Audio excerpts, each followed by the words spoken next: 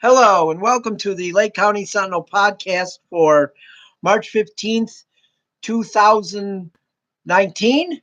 I'm your host, Tim Shirer. We'll be with you for a half hour. We're going to talk about sports. We'll talk about the Cavs, the Indians, the Browns, the Monsters, the Icebreakers, and then we'll talk a little bit about, in news and politics, we'll talk about the mosque massacre, and we'll also talk about the college scandal and some of Donald Trump's comments today about white nationalism. But first, I want to start out with talking about Spectrum Internet. Okay, Spectrum Internet and cable. And I want to know if anyone else has had problems. We'll talk about it throughout the show. I hope some people will listen in, and I hope some people will give us some feedback about if they have issues with Spectrum Internet and cable, because I have a lot of problems with Spectrum Internet, and we're seriously considering. A matter of fact, I've already decided I'm switching to WOW Internet because this podcast gets interrupted at least once a week now due to internet outages. And I thought maybe it was myself just having internet outages, but I talked to my neighbor and he has outages all the time also. So I'd like, if anyone is listening, if anyone would like to comment, there's a comment section on the side, along the side. You could comment and let us know what you have to say about the, in my opinion, horrible service that Spectrum provides. They charge so much money and they provide horrible service.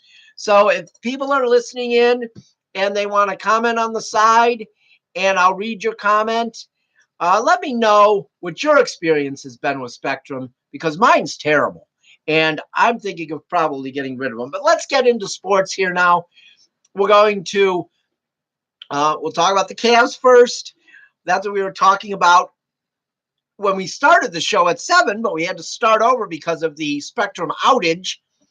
The Cavs were terrible last night. They lost by 29 to the Magic. They play tomorrow night against the Mavericks in Dallas at 7:35 or 7:30, and that is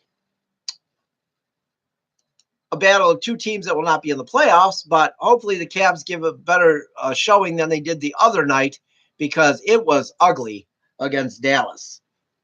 And it just was it was not a good thing. And hopefully tomorrow night it will be better. But last night was bad. So right now, we'll get to the Monsters. The Lake Erie Monsters, or the Cleveland Monsters, play tonight. Right now, they're playing at the Rosemont Horizon in Rosemont, Illinois, against the Chicago Wolves. At 7 o'clock, the Monsters are currently in 6th place in the North Division of the American League, 4 points out of first place. I believe, I could be wrong. They either have 8 or 14 games left in the year. I'm not exactly sure. I'm sorry, I'm not. I'm not going to say I'm an expert on International League hockey. I know they don't play 82 games like the NHL. It might be 76. If that's the case, they have 14 games left and they still have a shot at making the playoffs. 8 would give them a little less of a shot, but that's basically where they are right now. Then now we're going to move on to the Mentor Icebreakers. The Icebreakers play tonight at 7:35 in Carolina against the Carolina Thunderbirds, who are the top team in the Federal Hockey League. And so it will be a pretty tough matchup when the Icebreakers go there to play. The Icebreakers are in last place, 6th out of 6 in the Federal Hockey League. They do have a shot at getting out of last place, but I think their playoff hopes, with 9 games being 15 out of first play or out of the last playoff spot. I think those are pretty much gone, but they do have a shot at not ending in last place, which would be really good. So that's the Icebreakers update. We will now move to the Indians, who of course are in spring training. We are now only 13 days away from the season opener, with the Indians will open up in Minnesota against the Twins. It could be pretty cold there. Minnesota on March 28th. The schedule maker, I don't know. That wasn't that good of an idea if you ask me. But I guess they have certain parameters they go by, and the Indians opening in Minnesota was what they decided. I see that the Indians fell today to the Rangers 5-2. They will. Let's look at if there's any notable things that happened today. Carrasco pitched against Cole Hamels, which two good starting pitchers for a spring game. Carrasco went 4 2/3 innings, gave up 3 runs on 5 hits. He struck out 6. He didn't walk anybody, so that's good. His ERA is a little high for the spring, but I think he's only made 2 or 3 starts. 5.87 is his ERA. Tyler Olson pitched a third of an inning, scoreless. Brad Hand pitched 1 inning. He gave up a run. Neil Ramirez pitched an inning. He gave up a run. Justin Grimm pitched an inning. He didn't give up any runs. He gave up a hit and struck a guy out. Cole Hamels pitched well for the Rangers. The Indians got 2 hits off him in 4 innings and no runs. So that was, Cole Hamels is a good pitcher, but you got to hit good pitching too. If you're going to win, you have to hit good pitchers too. I don't see anybody that was really outstanding hitting today. Naquin had a single. He's hitting 212 on the spring. Trace Thompson had a single. Trace Thompson had a home run. He's hitting 321 in the spring. Jose Ramirez had a base hit. He is now hitting 290 for the spring, so he's caught fire. Carlos Santana is hitting 382. He had a single today, and Ryan Flaherty also had a single. He's hitting 300. So that's basically the Indians update. I want to shout out to Zach Henkin. He's listening in tonight. Hi, Zach. Zach is one of our loyal listeners, and it's good to hear from Zach. We're going to move on. We're going to move on to the Browns now. I talked yesterday a little bit about the Odell Beckham trade. Actually, I talked quite a bit about it yesterday. And I said that I think that, Odell Beckham is a good receiver. He is not a top. He's probably the 10th best receiver in the NFL. He's not, he's not a top 1 or 2. There's no way is he a top 1 or 2. You got Antonio Brown, Julio Jones, AJ Green, Mike Evans, T.Y. Hilton, Amari Cooper, Brandon Cooks. They're all better than him. If you go by yards per catch and yards in the season, average yards for their career, they're all better than he is. I'm not saying he's not a good receiver, but they are as good or better than him. So he's not a top 2 receiver. That's a lot of hype. And of course, the Browns media in Cleveland will hype that. That's what they do. They're very good at that. They're very good at selling Browns fans on things that are false. So that's pretty much, how I feel about the Odell Beckham thing. I feel like that it could go well if he's not a jerk like he has been. He's been a jerk. Of course, some Browns fans, they're going to come out and tell you some of these other things that he's done that are positive, but his negative has outweighed the positive. Okay. The Giants didn't trade him because he's a good teammate. Okay. Why would they want to trade a guy that's so good? there was an obvious reason why the Giants traded him, and it's because he's a troublemaker. Okay. And I feel like his personality could clash with Baker Mayfield's. Maybe not. Maybe it won't, because Jarvis Landry's here, and him and Jarvis Landry are good friends.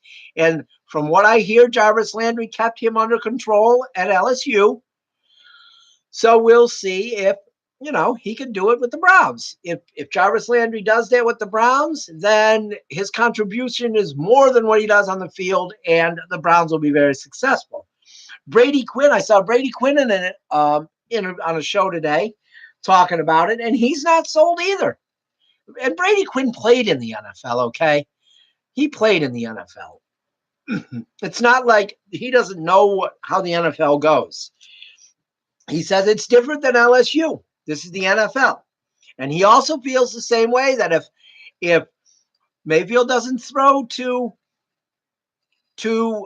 Beckham enough, there could be problems. So we'll see.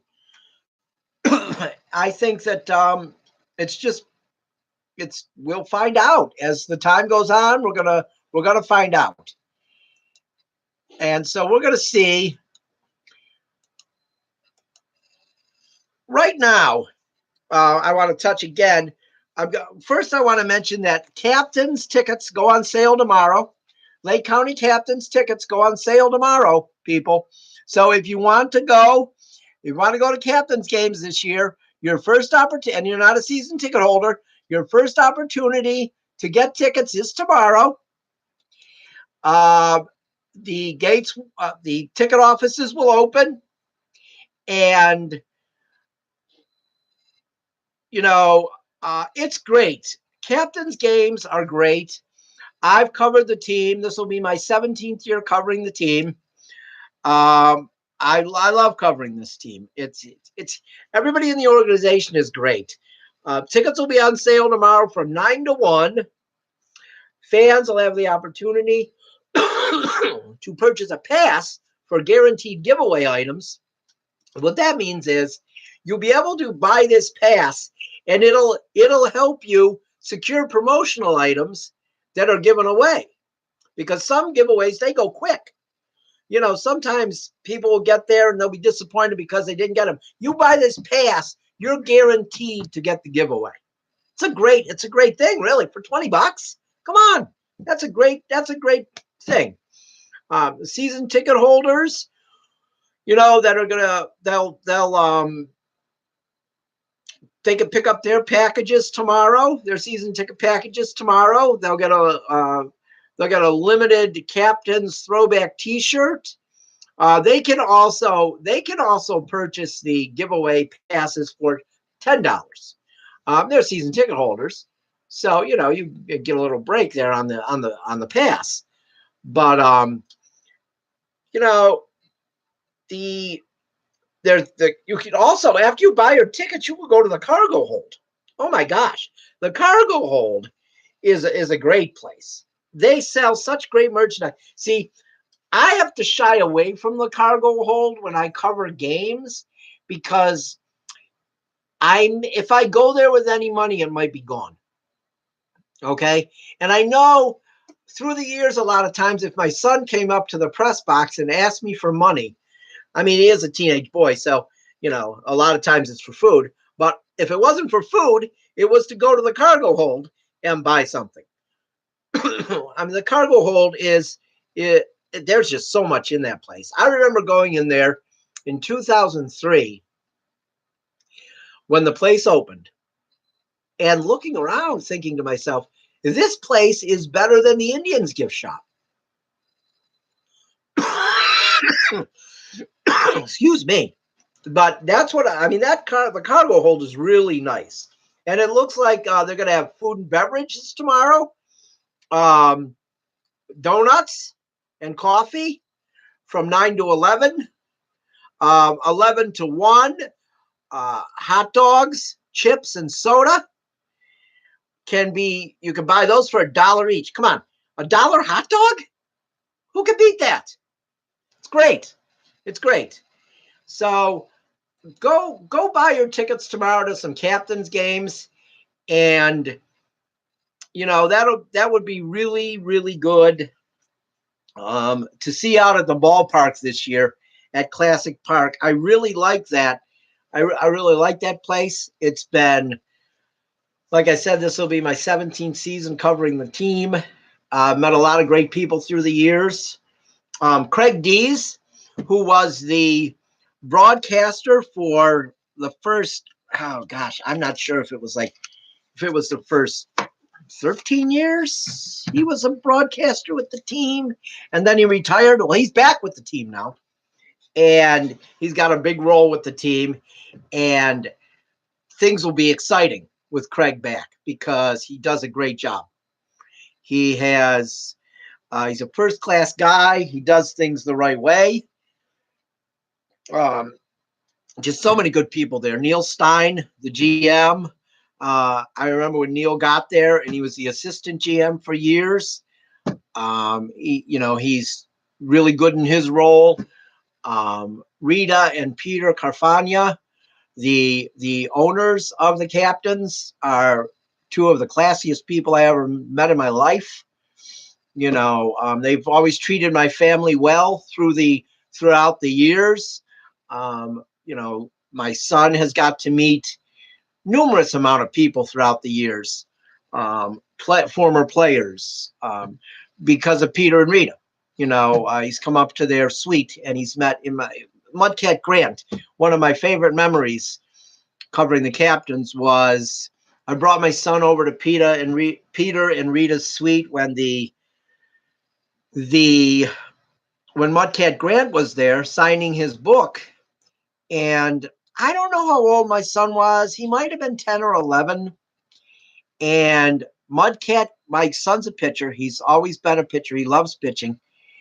And one of the greatest thrills for me, and I think for my son too, because even though he never saw Mudcat Grant play, I told him who he was. And he realized what a great man and great baseball player Mudcat Grant was. Mudcat Grant showed my son how to throw a curveball. But he said to my son, I'm not going to show you this if you don't promise me that you don't throw it until you're 14. And my son said, I promise. And I'll tell you this, my son's a little aggressive when he plays baseball, but I can tell you this for sure. He did not throw a curveball until he was 14 because he promised Mudcat Grant at the captain's game that he wouldn't throw it until he was 14. So there's a lot of great memories there at Classic Park, and it's really going to be, great tomorrow. Tickets go on sale to the public. The public will get to buy tickets. It's always great to go to the ballpark, even if it's just to buy tickets in the middle of March. I remember when the place opened, and the ballpark wasn't ready yet. Actually, the first tickets they went on sale were next to the ballpark in the building where the captain's offices were at that time. It's that same building where the Willoughby Eastlake Board of Education is now. But in that building, and the tickets went on sale. And I remember, even though I was going to cover games, my wife and son wanted, we're going to go to games. So they stood in line, and I remember my son winning a prize for being the youngest person in the crowd. My son, in March or February, it might have been late February that year, when tickets went on sale, 2003, my son was a year and a half. He might have been maybe 19 months old, and he was the youngest person. And I remember he won. We won some free tickets because he was the youngest person in the crowd. One thing you'll always know at Classic Park is that it's very family oriented. It is one of the few places in the world where I felt safe not having to watch my son every second when he was a kid. I could be up in the press box. I knew that the people on the concourse were watching him. I knew. He didn't come to games without my wife when he was young.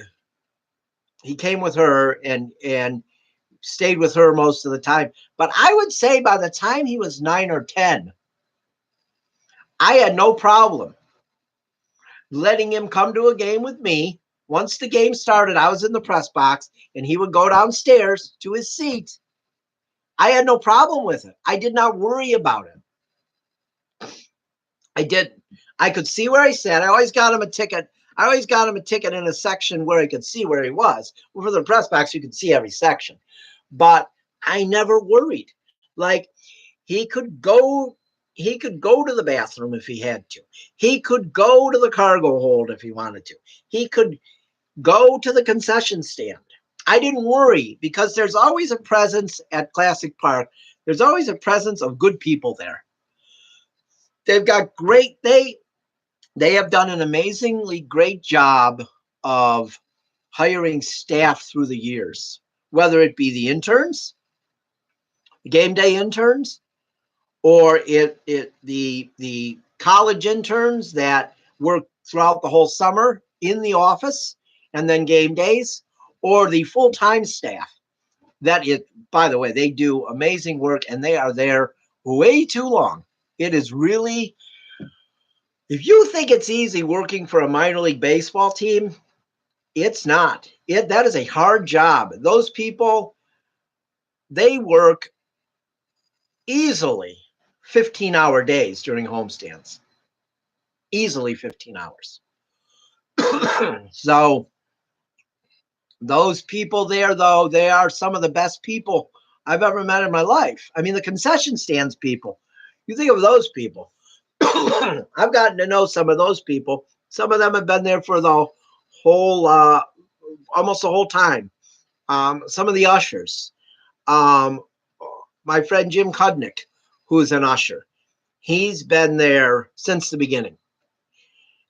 He's up on the suite level. He protects us in the suites, and or in the press box. Does a great job. Jim rules with an iron cane. That's what I like to say, because but Jim loves Ohio State. Oh my gosh. If you get on a topic with Jim with Ohio State, it's over. Jim knows a lot about him, and he gives his opinion, and he's pretty accurate. He knows what's going on. He's just one of the great people there at Classic Park. And like I said, tomorrow at 9 a.m. tickets go on sale. They're on sale to 1 o'clock. Go out and get them. There's nothing better than a night at a baseball game. At Classic Park. They open up on April 4th and against the Great Lakes Loons, which is the Dodgers affiliate, April 4th at 6:30. And that's a Thursday. It should be a good game, even if the weather might be cold, but maybe not. It could be warm. You never know in Ohio. But even if it's a little cold, it's still great to go and watch a baseball game. I mean, that first game of the year, there's something special about it. And it would be really nice to see a really nice crowd at the first game. It would be nice to see nice crowds all the time. And if we could start filling that place up, as it filled up in the early years, it would be great to see it fill up again. One thing you need to know, like I said already, when you're going to a Lake County Captains game, you're not buying a ticket for a team that doesn't care. You're buying a ticket to a total family experience.